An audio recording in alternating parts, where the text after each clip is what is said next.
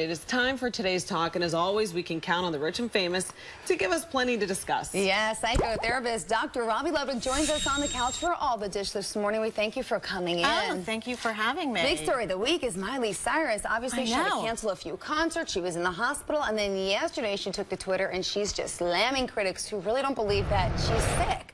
I mean, is she? I mean, is she seeming a little too defensive, or? I'm not her doctor, but come on, you're in the press. People are going to go after you and attack you, and she's from a hospital bed saying, do I really want to even be in the hospital? I'm sure she doesn't.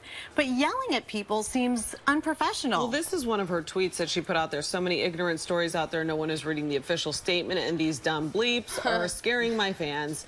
Please read official. I think shut the blank up and let me heal. Stop scaring my family, friends, and fans. So she is obviously outraged. Yeah, and I think she was really scared. I think when people were making those comments that she was sick, I think it was scaring her because, you know, I mean, this happens in the press all the time. People make up stories. Like, why are her family, why would they even be scared? I mean, don't they have access to her doctor to get the real inside information?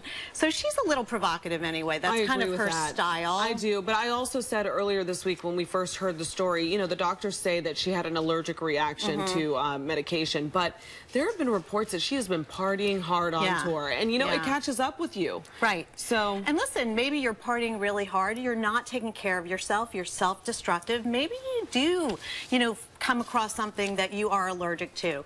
But it is a little suspicious when you have a party reputation and you're partying and then all of a sudden you're sick. Is it exhaustion? Is it something else? I also feel that it's so hard for people like that to actually cancel their tours. You know, all these fans gather, pay lots of money to get these concert tickets, and then they have to cancel. But they get sick too. Celebrities do get sick. They're entitled to some time off. Here's the downside. For Miley, she's presented herself as this rebellious girl making a point. Right. So she doesn't really have that credibility when she says, I'm sick, or when somebody says that she is sick. There is room to question it. Is she just being young and self-destructive, or is something else going on? Listen, I'm going to give her the benefit of the doubt, but what I would tell her is, don't yell at the press. Don't scold them.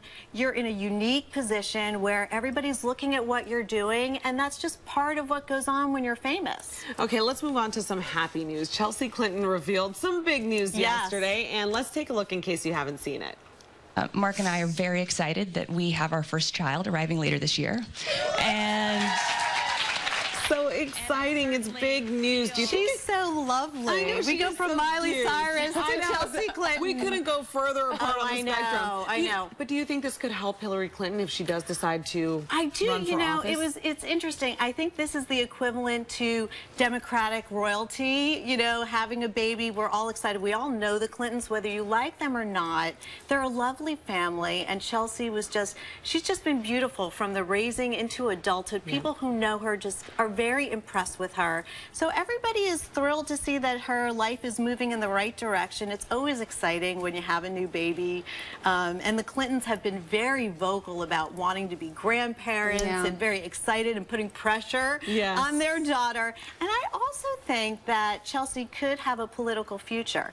I think she's a solid, we've heard rumors about that girl, and I think she would add to the political, you know, fabric of our country. So and she might be helping with Mom's campaign if she runs too. I hear. And she would be an asset. That's a daughter who would be an asset to Hillary Clinton. So definitely, I think it's all good. All right, one of Hollywood's most eligible bachelors, talking Tom Cruise. We do have some rumors. Oh wait, we want to show a tweet first. Okay. Yeah. This is actually Bill Clinton's tweet that he sent out yesterday. He said, "Excited to add a new line to my Twitter bio. Grandfather to be." At Hillary Clinton and I are so happy for Chelsea and Mark. Isn't that sweet? It really is. Yes, exciting time Tom Cruise, now we're talking about these rumors. Is it true he's dating another fellow Scientologist? That lady, what's her name? Laura Prepon? Yes, Orange is the New Black. Orange is the New Black. So is it true? Do we really know that this is happening? You know, I heard somebody say where there's smoke, there's fire. I mean, I don't know if they're dating or not. They would make a gorgeous couple.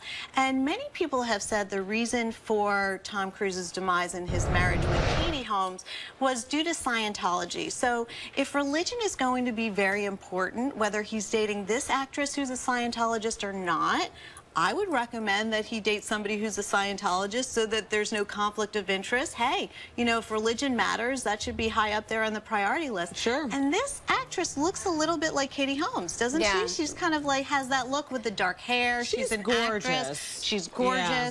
So they're denying it. It's not clear whether it's PR, but they would make a cute couple. And I think we have the trailer for the new season of Orange is the New Black. It was just released. Some cynics think this is peculiar timing, of course. We always talk about that in Hollywood. And they say that maybe Laura's just looking for attention. There's no bad press, right? Yeah, exactly. Especially and you could be hooked up with somebody worse. Yeah, right? I was going to say. And people who know Tom Cruise just say he's really charming, really friendly, really lovely to everybody. And really short, but that's okay. Well, I'm short. You can overlook that. Yeah. With everything. It's in now. All right, finally, we're going to talk about Rosie O'Donnell. Yeah. She lost so much weight. She looks great. She lost, what, 50 pounds? 50 pounds. And you can really see it here in this picture. And Rosie O'Donnell claimed that, hey, I can finally see the 50-pound weight loss.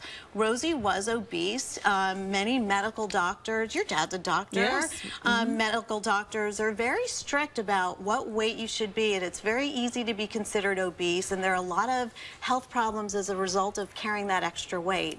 So Rosie had tried many diets and nothing had worked for her, so she had what's called a gastric sleeve, I believe. It's surgery to make your stomach look like a kidney and I guess it normally looks like a kidney, and then they create it to look like a banana so that you're not as hungry and you feel full. It's not the answer, but it is a tool for people who struggle on their own. So hopefully this is the answer for her, because she's gorgeous. We want her to be beautiful and so much younger. And I think it's really good for people to see that you can go from a large weight when it's not healthy and get back to a healthy, strong size. Well, Dr. Robbie Ludwig, thank you so much for sharing your insight and for joining us on the couch this morning. Thanks again.